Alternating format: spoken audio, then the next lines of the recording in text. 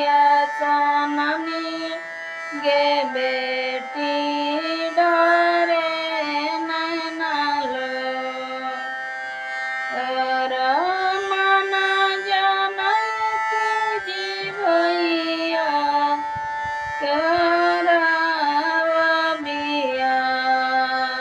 पप के